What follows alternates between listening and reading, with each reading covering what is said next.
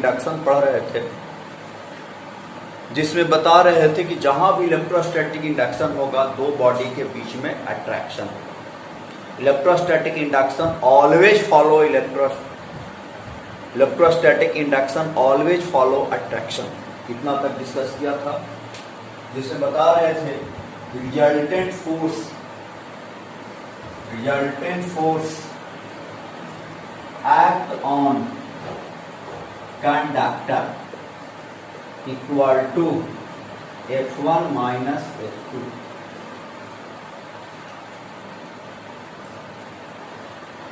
Towards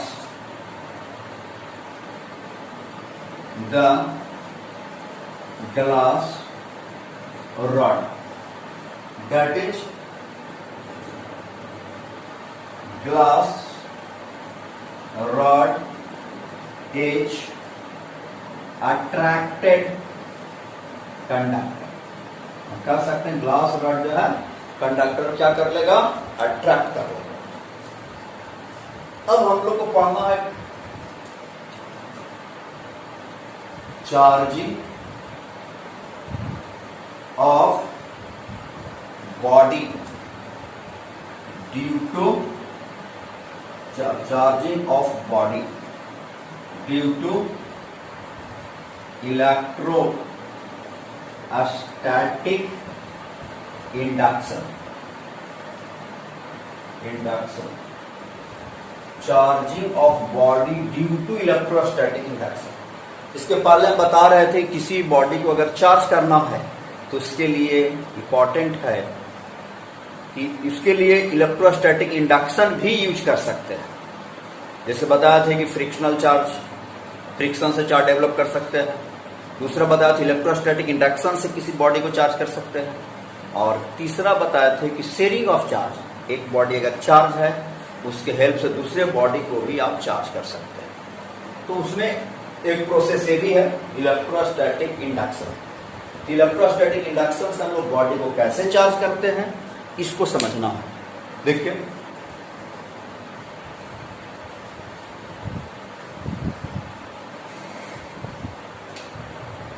ये आपका conductor है, कंडक्टिंग स्फीयर तो कहेंगे कंडक्टिंग स्फीयर। इस कंडक्टिंग स्फीयर फर्स्ट नंबर, इस कंडक्टिंग स्फीयर के नजदीक चार्ज बॉडी को रखेंगे। This is a glass rod. Glass rod को हमने चार्ज कर दिया। ग्लास रॉड को हमने कैसे चार्ज किया है तो बताए थे कि ग्लास रॉड को सिल्क क्लॉथ से अगर रब कीजिएगा तो वैसे केस में glass rod gate positive charge, silk cloth get negative charge. इस पर प्लस क्यू चार्ज डेवलप हो गया। जैसा ही हम, ये आपका इंसुलेटिंग स्टैंड है, इंसुलेटिंग स्टैंड के ऊपर आपका एक कंडक्टर रखा गया है, कंडक्टिंग स्फीयर। जैसे इसके नजदीक लाएंगे यहाँ इंड्यूस चार्ज सेटअप है, प्लस है तो माइनस, इलेक्ट्रॉन को अपने तरफ अट्रैक्ट करेगा। तो ये surface gate positive charge, minus Q plus Q, induce charge setup हो जाएगा। ये हो गया स्टेप नंबर 1 यानी first process. This second process, अब जो है सेकंड प्रोसेस में इस कंडक्टर का लेफ्ट, ये हो गया लेफ्ट सरफेस, ये हो गया राइट सरफेस। राइट सरफेस को अर्थ से अटैच कर देंगे और चार्ज बॉडी को कंडक्टर के नजदीक रखेंगे, इस पर तो प्लस क्यू। तो ये जो चार्ज बॉडी है ये इलेक्ट्रॉन को होल्ड किए रहेगा, इंड्यूस चार्ज माइनस। ये step number second. Step number third में अर्थ करने का मतलब है चार्ज का पोटेंशियल हमेशा 0 होता है। जैसे ही अर्थ को हम लोग अर्थिंग भी कहते हैं, मैंने बॉडी को अर्थ कर दिया गया, earthing, this connected to earth, that called earthing. Earth कीजिएगा तो अर्थ हम आगे बताएंगे। Earth is the huge conductor but potential is always zero. This surface get a positive charge, then this surface at the high potential. Electric current exists from high potential to low potential. Then electron flow from low potential to high potential. तो surface से electron का, earth surface electron का flow होगा towards the conducting sphere, जिसकी वजह से positive charge जो है वह न्यूट्रल हो जाएगा। पॉजिटिव चार्ज जो है कैंसिल आउट हो जाएगा, न्यूट्रल हो जाएगा। लेकिन ये निगेटिव चार्ज को, ये पॉजिटिव चार्ज जो है अपनी ओर अट्रैक्ट किए रहेगा, होल्ड किए रहेगा, जिसकी वजह से सरफेस पर निगेटिव चार्ज रहेंगे। अब जो है इस बॉडी को अर्थ से आइसोलेट करा दीजिए, इट मींस अर्थ से डी अटैच कर दीजिए। जैसे ही स्फीयर अर्थ से डी अटैच करेंगे और इस ग्लास रॉड को रिमूव करेंगे तो this conductor get a negative charge. All amount of charge are spread on the surface. This body get a negatively charge. Step number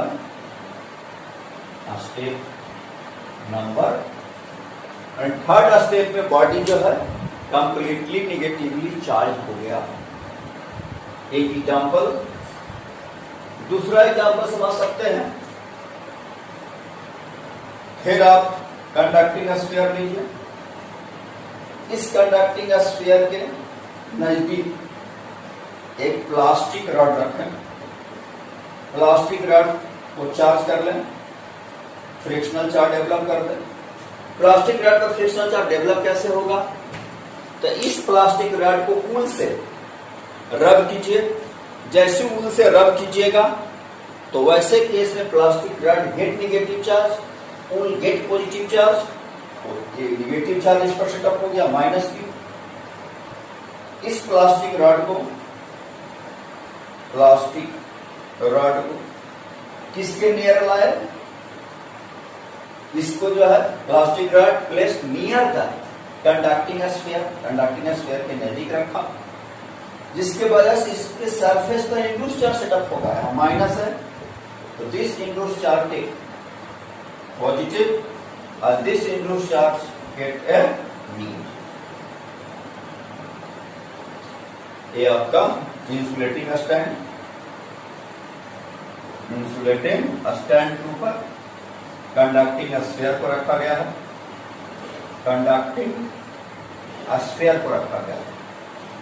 ये हो गया स्टेप नंबर 1।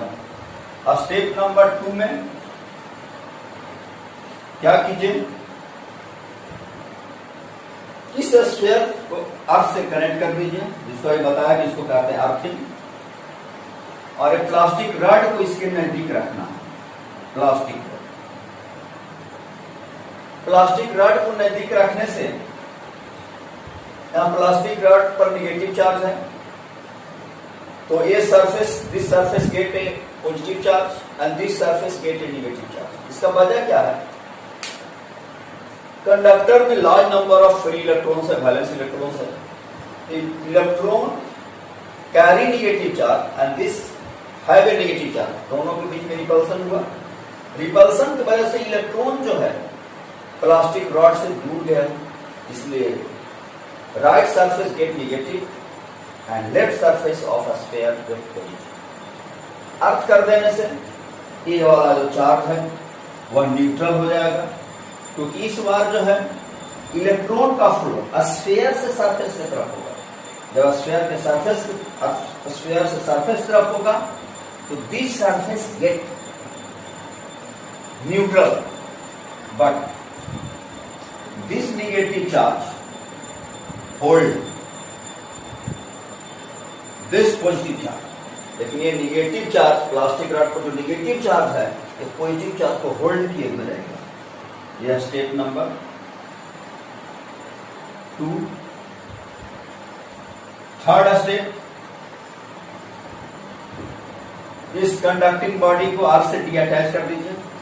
जैसे अर्थ से डी अटैच करेंगे वैसा ही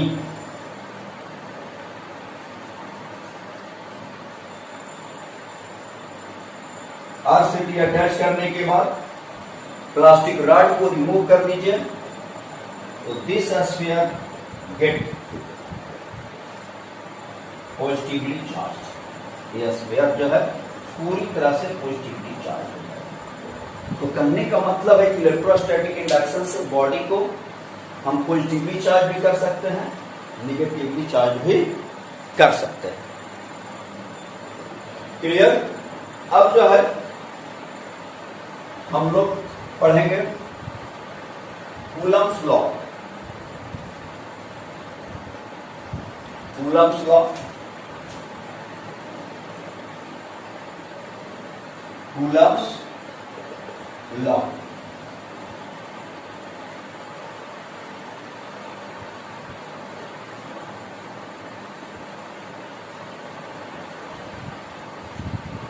कूलम्स लॉ इलेक्ट्रोस्टैट के लिए काफी इंपॉर्टेंट टॉपिक है। हम लोग इस पे 2 पॉइंट चार्ज के बीच में लगने वाला जो फोर्स है उसके मैग्नीट्यूड को डिटरमाइन करते हैं। 2 पॉइंट चार्ज के बीच में लगने वाले फोर्स के मैग्नीट्यूड को कैलकुलेट करते हैं by the Coulomb's law. Coulomb's law क्या कहता है? It is a state that magnitude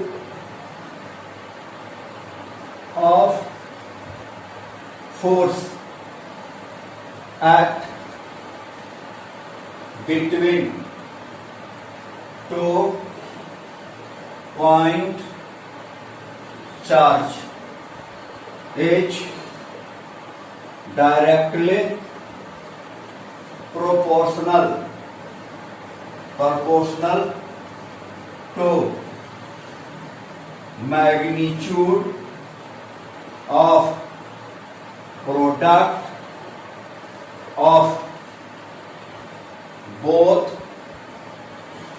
charges and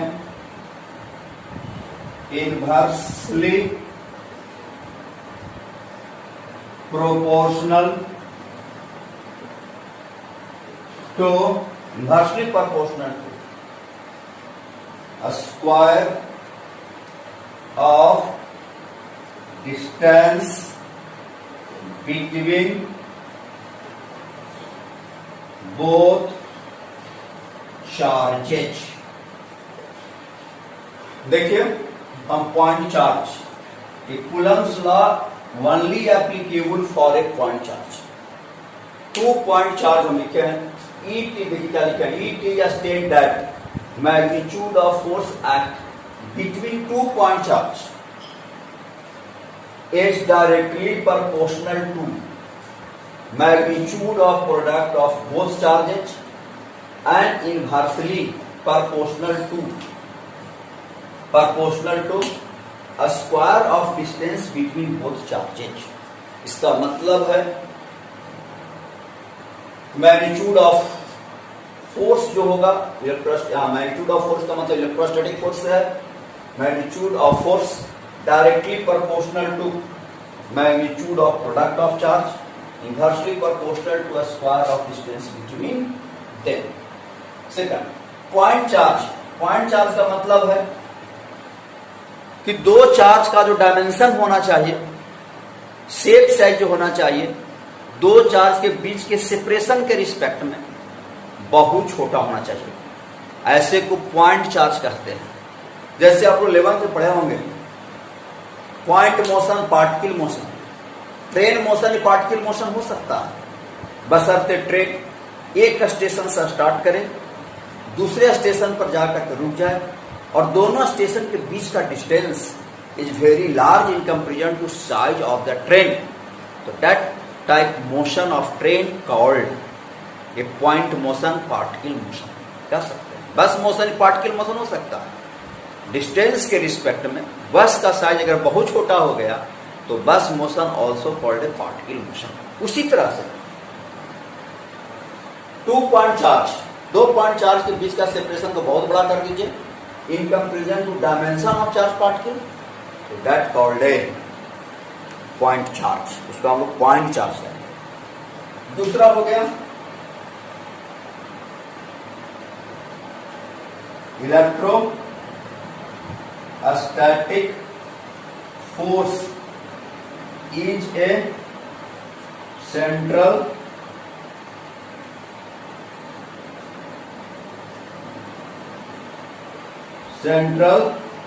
force H whereas conservative force एक कंजर्वेटिव फोर्स, सेंट्रल फोर्स के साथ साथ यह फोर्स जो है कंजर्वेटिव नेचर ऑफ फोर्स है। हम बताए थे सेंट्रल फोर्स का मतलब क्या है। सेंट्रल फोर्स का मतलब है कि दो चार्ज के बीच में लगने वाला जो फोर्स होगा, दो चार्ज के बीच में लगने वाला जो फोर्स होगा, दोनों के बीच में जो लाइन ज्वाइन करेंगे उसी लाइन के लॉन्ग लगेगा। That force called a central force. और कंजर्वेटिव फोर्स का मतलब यह है कि इस फोर्स के चलते अगर क्लोज पाथ में वर्क किया जाए तो work done by the close path is equal to 0। It means this work is independent from the path. ये वर्क जो है पाथ से इंडिपेंडेंट अगर है, जिस फोर्स के द्वारा वर्क इंडिपेंडेंस फ्रॉम पाथ हो वैसे फोर्स को कंजर्वेटिव फोर्स कहते हैं। और ऐसे फोर्स के चलते किया गया वर्क क्लोज पाथ में 0 हो वैसे को हम लोग कंजर्वेटिव फोर्स कहते हैं। तो चलिए देखिए फिगर से। अब जो है मान लिया जाए दो चार्ज लिए, इन दोनों चार्ज को हमने मीडियम में रख दिया, plussed both charge plussed, both charge is plussed in free space या कह सकते हैं वैक्यूम, इसको वैक्यूम में रखे हैं। This point charge is Q1, other point charge is Q2. Separation between both charges equal to R. अब ये चार्ज इस चार्ज पर लगाने वाला जो फोर्स होगा, force acting on 2 due to 1 this direction, और इसके चलते इस पर लगने वाला force acting on 1 due to 2 this direction. दोनों लाइक चार्ज है इसलिए दोनों के बीच में लगने वाला फोर्स रिपल्सिव होगा। और ये सेंट्रल फोर्स है इसलिए जब भी ये फोर्स लगेगा तो दोनों के बीच में लाइन ज्वाइन कीजिएगा, उसी लाइन पर एक फोर्स लगने वाला है। That force called is central force. जितना मैग्नीट्यूड ऑफ फोर्स इस चार्ज पर लगेगा उतना ही मैग्नीट्यूड ऑफ फोर्स इस चार्ज पर लगेगा। इसके चलते इस पर फोर्स एक्सर्ट होगा और इस पॉइंट चार्ज चलते इस पर फोर्स एक्सर्ट होगा।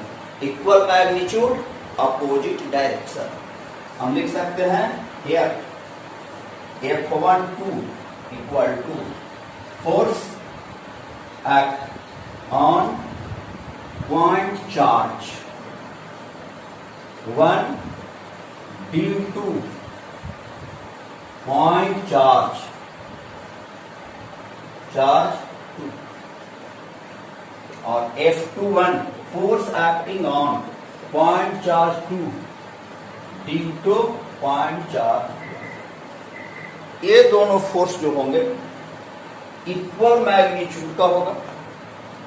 Now F12 equal to minus F21, this implies F12 and F21 both have a same magnitude equal to F। तो हम लोग सपोज मान लीजिए अगर क्वेश्चन पूछा जाए कि इस चार्ज के चलते इस पर लगने वाला फोर्स F, इस चार्ज से इस पर लगने वाला फोर्स भी F, तो दोनों का रेशियो क्या हो गया फोर्स का 1:1। इसका मतलब है वन चार्ज पार्टिकल दूसरे चार्ज पार्टिकल पर जितना मैग्नीट्यूड ऑफ फोर्स एक्सर्ट करेगा, दूसरा चार्ज पार्टिकल पहला चार्ज पार्टिकल पर उतना ही मैग्नीट्यूड का फोर्स एक्सर्ट करेगा। Both have equal magnitude but have opposite direction. Clear? F12 और F21 दोनों का मैग्नीट्यूड जो होगा F इक्वल होगा।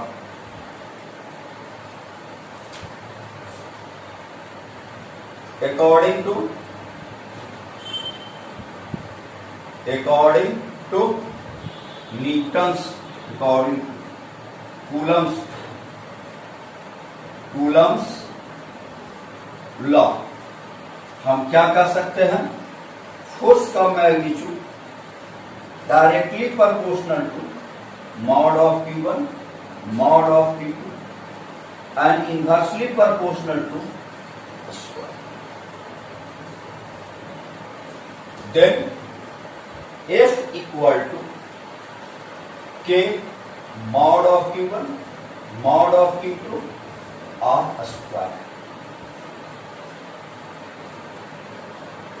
Here K is a proportionality constant. K को हम लोग प्रोपोर्शनलिटी कांस्टेंट